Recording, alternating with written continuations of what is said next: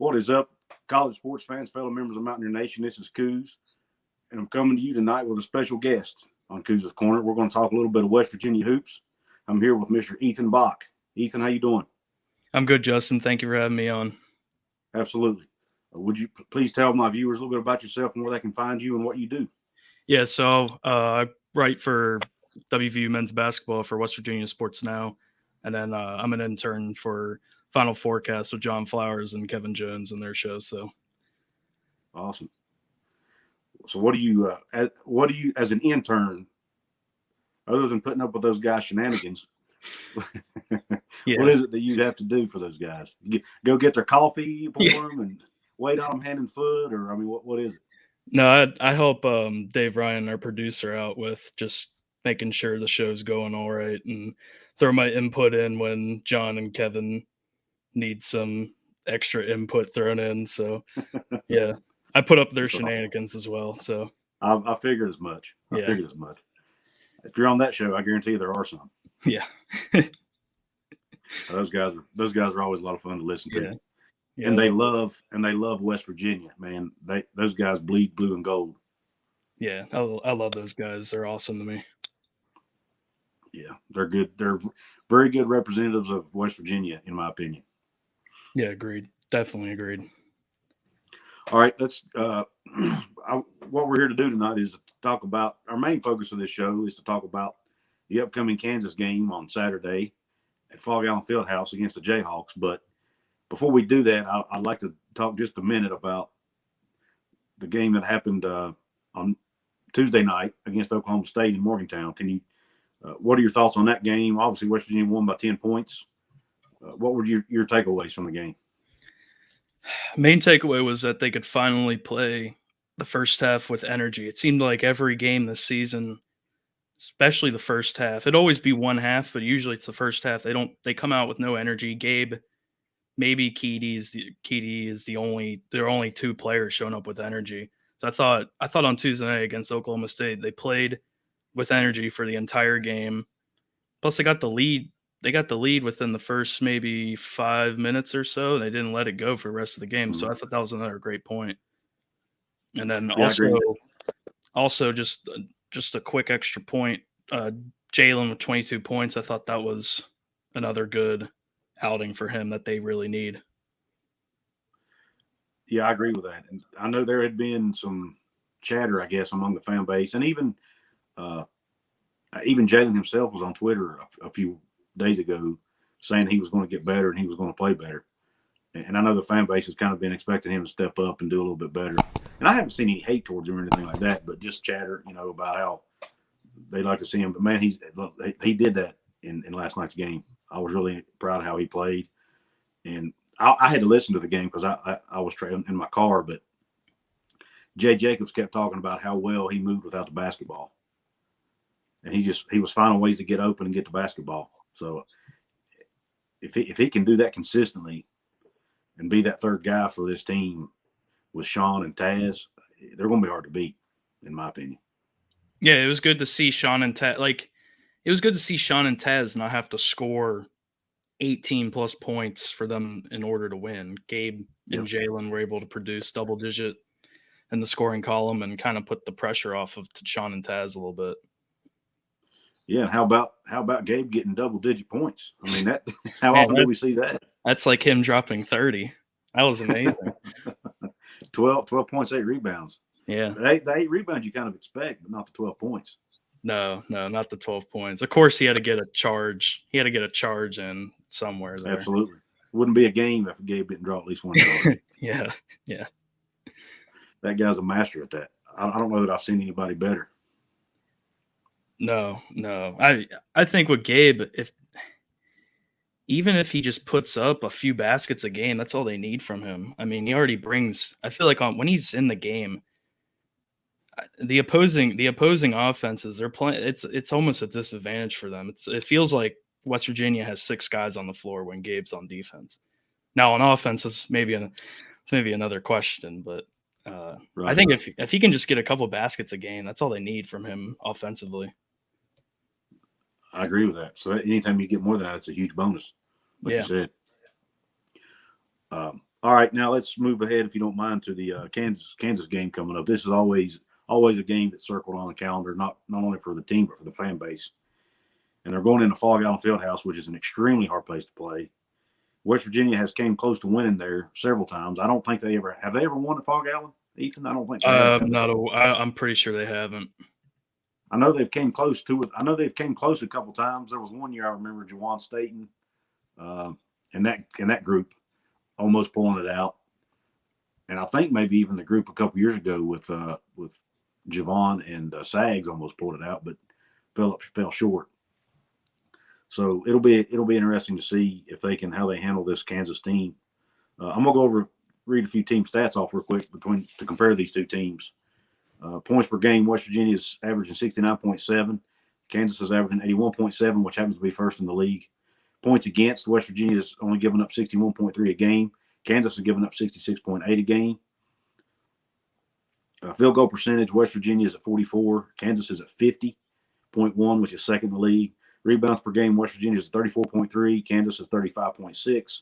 Assists per game, West Virginia is at 11.1. Kansas at 16.3. They're again second in the league. Blocks, West Virginia is at 5.5. Kansas 4.5. Steals, West Virginia 8.4. Kansas 7.3. So basically, what sticks out to me is Kansas is just extremely good offensively. Some other kind of secondary stats. Kansas doesn't seem like they're all that great defensively. They're the worst scoring defense. That points against is the worst in the conference. Now 66.8 doesn't look too shabby to me. Doesn't look terrible, but it's the worst in the Big 12. And they're not real good at defending the shot either. They're like, I think I got right here, they're worst field goal percentage defense in the league. They're 8th in 3-point field goal percentage and 9th in steals. So they don't create a lot of turnovers either. So I see this as kind of, you got West Virginia, who's a defensive-minded team, against Kansas, who's an offensive-minded team. So you got strength on strength in this game, which I find very interesting. What are your thoughts on that? Yeah, Kansas is a deep team. They have Jalen Coleman Lands is on their bench, for example, and he was Iowa State's second best scorer last season. He's on Kansas scoring 5.1 points. Like, they have 8 to 10 guys who could start on any team. That's going to be the struggle, I think, come Saturday, is even if guys like on Kansas team, even if they get in foul trouble, they're still going to have guys that can come in and replace them. So I think that's a huge issue I see for WVU for Saturday. Yeah, I was looking, man, they've got guys, Mitch Lightfoot, David McCormack. It seems like these guys have been there for 10 years, man. Mm-hmm. Yeah, like Perry Ellis. Yeah, exactly. Yeah. And it's like they never go away.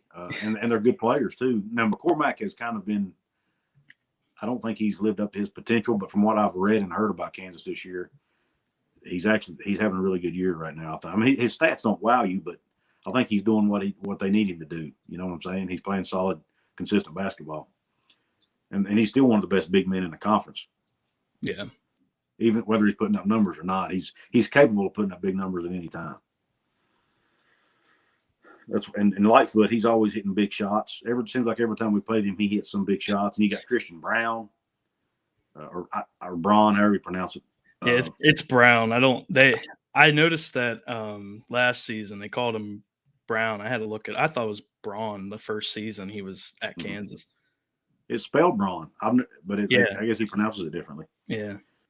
But they're jealous, and they got. I mean, we talk about Taz being such a great scorer. They got Ochai Ogbaji, who's averaging 20.6 a game. Yep. Shooting 47.5% from 3-point range. I mean, he's just that's uncanny. Almost 50%. And then of course Christian Brown's averaging 16 a game. And then they have so I mean, and then like you said, they're so deep. They got any guy on that team just about can hurt you. Yep. Yeah, and they have a lot, like you said, they have a lot of good 3-point shooting guys, and a big reason why West Virginia won against Oklahoma State was they were able to stop. They didn't allow many threes. I think they allowed 3 3-pointers the whole game. Mm-hmm. Oh no, 5 of 19. Oklahoma Yeah. State shot 26%. If they can hold that to Kansas, they have a shot. Oh, Sure. definitely. And that was actually one of my concerns going into the game because Kansas State. Or I'm sorry, going into the Kansas State game, I was concerned about threes because Kansas State shoots a lot of threes as well. Mm-hmm. Not as many as Kansas does, but Kansas State had that Nigel Pack that puts up a lot of threes, and they were able to kind of control him for the most part.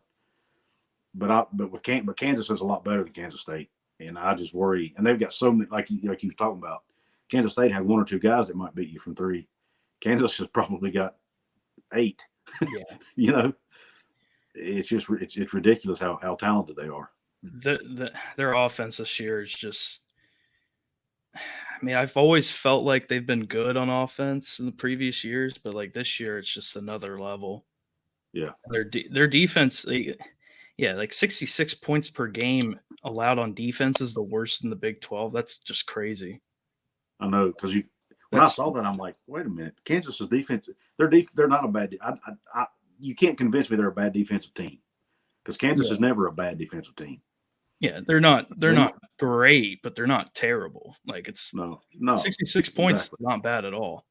No, but I think that right there just shows how great the Big 12 is, especially defensively. Yeah, the fact that the 10th place team in defense is giving up less than 67 a game. I mean, that's just unreal to me. I don't see how anybody can argue that the Big 12 is not the best conference in the country, to be honest. Yeah, you're right. I think right now it's 7 teams projected to go to the tournament, and then I think TCU's even. Last time I checked, they were like next 4 in, or they were in the bubble at least. So there's 8, potentially 8 teams going to the tournament. It's a gauntlet. That's like Big East. That's like Big East 11 teams going in out of the 16. It's just crazy. Yep. And then, by the way, they've got DeJuan Harris, who's lead. I think he was one of the top in the conference in the assist to turnover ratio. So he doesn't turn the ball over very much. Yeah, I'm assuming he's a point guard, right? Yeah. Leads the team in assists. And by the way, 16 assists a game, which shows you they pass the ball extremely well.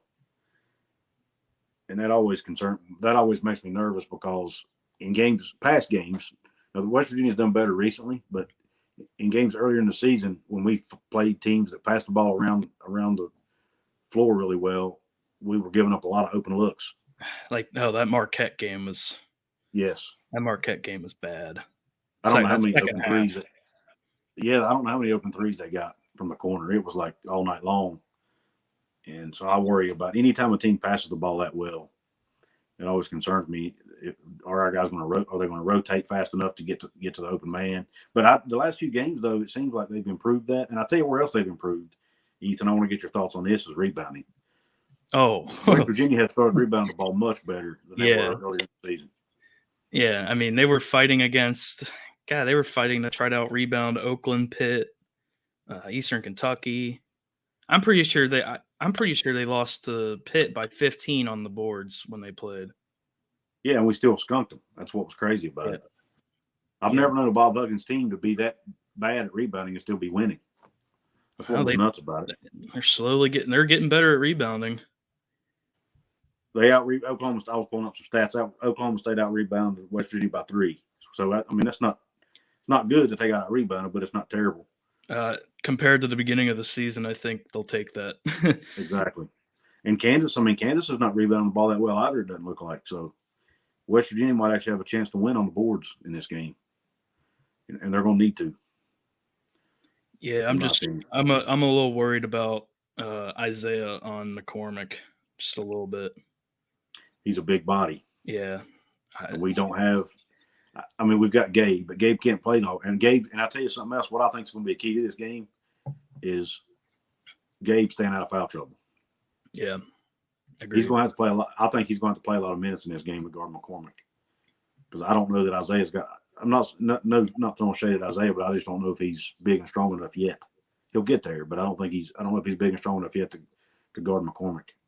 Yeah, I think he's still playing conservative off of his Achilles injury, and he's still. I think he's still technically like he's still going through the freshman process of just trying to adapt and adjust to the speed of the game. So he'll get there eventually. I haven't seen too much hate on him this year, but I've seen a little bit, and I don't understand it just because he's still recovering.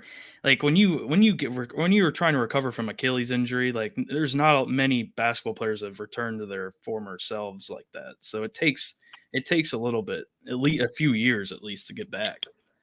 So it's one of the most severe injuries you can have as a basketball player, or as any athlete for that matter. And I don't know if people realize that. And it's one of the longest recovery times. And it happened. I think it happened either right before conference play or right after it had started. So it was right before. It was like the last non-conference game of the year. It's right. I think it was a year, 2 weeks ago or something like that. So he hadn't even got to play, against the gauntlet of the Big 12 yet, which is really where, that's really where he would have gotten better, and gotten to play against that tougher level of competition. So I'm with you, man. I think we need to give that guy time, and I think once he's able to get time and get comfortable, I think he could end up being our best player. I think at some point. He's slowly looking more aggressive. The last few games, I think he had 3 blocks against Kansas State. I'll take that. That's yes, sir. We haven't seen that from Isaiah at all on defense, really. So he's got potential. He'll eventually get there. I am worried for this game though with him on McCormick. Yeah, I think you may end up seeing Gabe, and I think you may end up seeing Polycap in the game a lot too. Yeah, because he's a little bit bigger body, and he's an older guy, more mature as far as physically. So I think that'll, and maybe Kerrigan. I don't know how Kerrigan seems like he's lost minutes. I don't know if he's. I guess he's not doing what he needs to do to stay on the court. I don't know, but Polycap seems to be taking a lot of his minutes. Yeah, I just throw out, because if West Virginia gets in foul trouble, they'll be in trouble just off of Kansas depth. So if Huggins can throw out Isaiah, Pauly, Gabe, Damon, throw those guys all on the big guys. They have big guys to use and rack up fouls on, so you might as well take advantage of it. Last year they just had Derek, and then Gabe was the quote unquote backup big guy. So right, yeah, because Isaiah wasn't available because of the injury. Yeah, that really hurt the depth last year, I think, and it hurt like we were talking. It hurt Isaiah going into this year. He just didn't have. He's like you said. He's basically a freshman, essentially. Yeah, he played 10 games, and now this is first round to go on the Big 12 gauntlet. So, I'm really intrigued to see how he progresses the rest of the year. Me too, and I'm confident he's going to progress and get better because he seems like he wants to get better, and he seems like he's putting in the effort. Obviously, I'm not there, so I don't know how much time he's putting into the gym, but normally when guys aren't putting in time, Huggins will say it in his press conferences, and I haven't heard him talk about that this year. So, sorry, what were we gonna say? I was just gonna say I feel like this team, I feel like they're putting in the time in the gym and working on their game more so, or at least to a level that satisfies Hugs anyway. Yeah, if that's possible. I can tell who's like just working, just trying to get better. Isaiah, Malik, and Jalen are always the first 3 out shooting every time. 2 hours before the game, they're the first 3 out there. Jalen will shoot jumpers, and Isaiah will be on the other end shooting free throws, and then Malik will be just shooting around. But those three seem to be some of the hardest working guys on the team. That's great insight, Ethan. I appreciate that. That's because us fans don't always get to see that. Who's putting in the extra time and the extra effort. So you said it's Isaiah, Jalen, and Malik? Yep. Yeah. I really like it. I really like his game. I think Malik is a guy we needed a guy that could slash to the basket, and he's that guy. Yeah, he's shown glimpses of being able to almost be that third option for them. Like I think Eastern Kentucky. Eastern Kentucky was him and Taz scored like the final 15 points of that game, and then squeaked out a 3-point win. Mm-hmm. Like Malik has shown he can be that third option at times. Yeah, I think he can too, and I don't think he played up to what he's normally played at last night because of that ankle may have been still banged up a little bit. I don't know, but as I was listening to the game, I heard Jay Jacobs talking about how he was dribbling too much and wasn't passing it when he should have been passing it. But they all go through that. That's pretty common. Yeah, so I think he'll be fine. Yeah, he rolled it. It's the same ankle from that UAB game that he left. He didn't practice on Sunday. I don't know if he practiced on Monday, but he played Tuesday without much practice. So good for him anyway. Yeah, I'm sure he seems like a tough guy. I'm sure if he can play, I think he'll be out there. At least that's kind of the feeling I get when watching him play. He plays hard. I'll tell you what I'm impressed with. This team is actually, I didn't expect this team to play as well as they've been playing because you had so many new faces that they hadn't played together. I mean, even though you had some veterans come in, with the new transfers like Malik and Damon and Polly, they had never been on the court together with the other guys. And it's, you watch this team, it looks like they've been playing together for 2 or 3 years. Yeah. To me, at least from my viewpoint, it does anyway. Yeah, the chemistry is definitely there. For them to be 13-2, they are the most interesting 13-2 team ever. Because I still can't figure out how good they are. Essentially, because there's times where they look like a top 20, top 15 team, and then there's times where they're fighting to out rebound mid majors and low majors. So they're a really interesting team. I think that their potential to be good is really high, but I am a little concerned with the next eight games in the Big 12 here, because we talk about the Big 12 gauntlet, but that is a gauntlet that has to be the hardest 8 games anybody in the country is going to play. Oh, it's brutal, man. I don't have it. Do you happen to have it in front of you? Yeah, I got it. You want me to read it off? I don't have it in front of me. Go ahead and read off the next. All right. So this Saturday at Kansas, and then number one Baylor will go to the Coliseum, and then at Texas Tech, Oklahoma comes to Morgantown, then they travel to Arkansas, travel to Baylor, and then they have Texas Tech and Iowa State come to Morgantown. So it's by the way, Iowa State's where are they ranked now? I haven't even looked at the rankings today. Top 15 team. Yeah, they're number 15. They should have beat Kansas last night. They were so close. Yeah, I saw it ended up being a 1-point game, right? Yeah. There was a controversial goaltend call that probably should have went their way, but yeah, the Iowa State's back.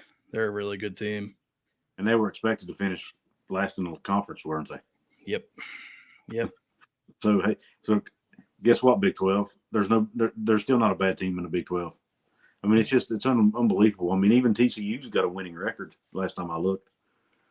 Yeah. TCU's improved this year. Kansas State has, when we played them, they had a bunch of guys on protocol, but they have a lot of young guys, sophomores, juniors. Like the lower teams in the Big 12, they're retooling their teams. So in a year or two, I'm sure Kansas State, TCU will be good again. Because look at Iowa State, all they had to do was change their coach, and they went from 2 wins last season to a top 15 team. It's crazy. Yeah, I can't believe how good Texas Tech and Texas both are with the coaching changes that they made. I mean, I just don't. I mean, I know they're good coaches. Well, especially Chris Beard. I mean, Chris Beard's a great coach. So I didn't expect Texas to fall into the dumpster, but I didn't know they'd be as good as they are. I mean, I figured that there would be at least a year of adjustment, trying to implement his system. But I don't know if it's because of the transfer portal and guys they're able to bring guys in that fit their system like immediately, maybe. I don't know how much that plays a role because you don't see the adjustment period now that you used to see anytime there was a coaching change. Yeah, they had like 7 or 8 transfers this season, Yeah, on top of bringing in Chris Beard, and I I expected them to be good, but not. I expected them also to kind of have to adjust playing with 7 guys, all who were 1, 2, third options on their team, on their respective teams. They all come together and play together. I thought it would take a little bit longer for them to adjust, but they're doing fine. yeah. And Texas Tech is, they're not going anywhere. People thought they would maybe fall off a little bit, not be bad, but just not be Texas Tech good. But they're still good. Yeah, Mark Adams I is was doing a one of really good those. I job. didn't anticipate them being as good as they are, even though they promoted one of Beard's assistants. You don't ever know how good that guy's going to be as a head coach, right? So you always anticipate there being a little bit of fall off, but they might be even better defensively Yeah, than what they were before. Mark Adams is a huge reason why their defense was good during the Beard era, and he's still doing it. Yeah, They're really good. yeah. Well, it's gonna be a fun couple of weeks, man. You know what game of all those makes me nervous the most? Which one? Arkansas, because West Virginia always lays an egg in that SEC challenge game, and I don't know why. Yeah, They could be playing the worst team in the SEC and end up losing the game. It seems like they've only won that game a couple of times, if I'm not mistaken. that So, yeah that I don't even know what's a realistic number of wins they can have in an 8-game stretch. That's what I can't tell. I can't tell with this team. It's this year's team is the most confusing team to try to figure out, because they win, but it's not. It's usually not in convincing fashion, but they win. They figure it out. It'll be interesting because on the road, they need more time on the road, like on road games, to figure out their team on the road. At home, they should be able to beat Oklahoma. I could even see them giving Baylor a game in Morgantown. mm-hmm. I am worried about those road games. Arkansas, yeah, you're definitely right about that Arkansas game. Even though they're not as good as they were supposed to be, that's going to be a game they're going to have trouble with, I think. Yeah, it just for some reason West Virginia never plays well. I don't know if it's because they're so honed in and locked in on the conference teams, with that gauntlet, and they just don't. I don't know if they let their guard down or if they just don't come into the game with the same enthusiasm. I don't know. I don't know why, but it just seems like every year they struggle in that SEC Big 12 Challenge matchup. Hopefully that's not the case this year, but and that's at Arkansas, correct? That's what you said. Yep, correct. So just add another road trip. Of course, that'll be a short road trip compared to what they're used to. Yeah, yeah. That sad to say. That is sad to say. Yeah. Well, they go from Arkansas to Baylor, so of course they got to get the Texas road trip in again. Mm-hmm. I'm sure they'll come home. Or actually, no. Oh yeah, that game's at 9 p.m. So they'll come home at 3-4 in the morning on Tuesday after Baylor. Oh man, yeah, that's great. Huggins loves those. Yeah. But I mean, I do think he's got a point there. I do think West Virginia's at a huge disadvantage when it comes to travel. Oh, compared to the other teams for sure. I mean, we have to do it 8 times a year, and they only have to do it once. So, nine times a year. Sorry, 9 times a year. At least Cincinnati will come in the next couple of years. Yeah, that'll ease it up a little bit. Man, speaking of that, Big 12 basketball is not going to get any easier. No, I think it's going to get better. I think so too, because Oklahoma's good, but they're not. They're not a basketball school. They're a football school. Texas is kind of the same. I mean, Texas has been good lately, the last few years, but they're not known as a basketball school. But Cincinnati, in the past, was known as a basketball school thanks to Hugs. Yeah, he's kind of the one that put them on the map. But then you've got BYU is pretty good in basketball historically. Yep. UCF's come around, and they've gotten pretty good at basketball now. Houston's one of the best teams in the country right now. So it's definitely not going to get easier. And like you said, it could even get harder with these new additions. Yeah, I think by far with just how like Texas, like you said, Texas and Oklahoma are good, but they're never great. Oklahoma had the Final Four run in 2016, but other than that, those two really don't do much in the tournament. They're always a hard team. I'm not discrediting them. They're always good. But just adding in teams like Houston and BYU and Cincinnati, Central Florida's getting better too. That's right. They're not just a football school. They're coming along with basketball this year as well. So it's going to be really interesting when they join. It will be. It'll be fun. I mean, I'm actually kind of looking forward to it. Not that I always look forward to the Oklahoma Texas games, but in football and basketball. But it's just new, something new, new and exciting to me. Get to play some new teams, see some hopefully some new rivalries maybe form with. I might see a rivalry form with Houston in football for the obvious reasons. Yeah. And then, with Cincinnati, give us a regional team that we can hopefully develop a rivalry with, assuming we all stay in the conference for long enough.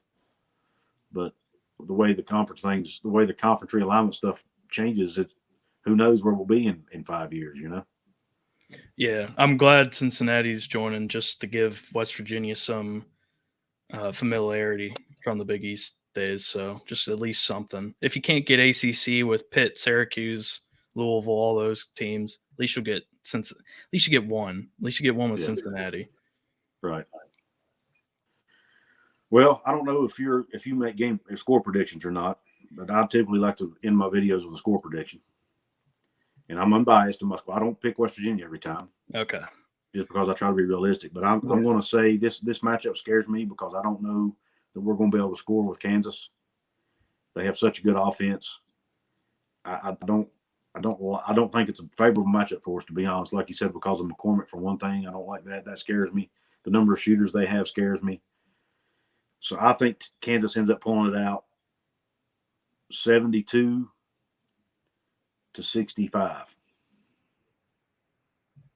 I'll say 68-59 Kansas. Okay, so you expect an even lower scoring game. Yeah, defense travels. I think they'll be able to. I'd hope for West Virginia's sake they'll be able to hold Kansas under 70 at home. If they do that, that's a really big win for them. So I'll say their defense travels, but I think the offense, I don't know if they'll be able to keep up with Kansas. Yeah. Okay. Makes sense. I appreciate that. Well, Ethan, I appreciate you coming on, man. We'll have to do it again sometime. And yes, sir. If you want to just kind of recap again where they can find you. Yeah, so you can find me on Twitter at Ethan Bock, BOCK, and then _. I'll do recaps, features, live tweets during the game, etc. So, and by the way, guys, I'll link some. I'll put a link to Ethan's articles in the description box of this video. That you guys can go check out some basketball articles he's done. That you guys can go check out as well. So check those out in the description box. And in the meantime, Q Country Roads. Appreciate it, Justin. Yeah, man.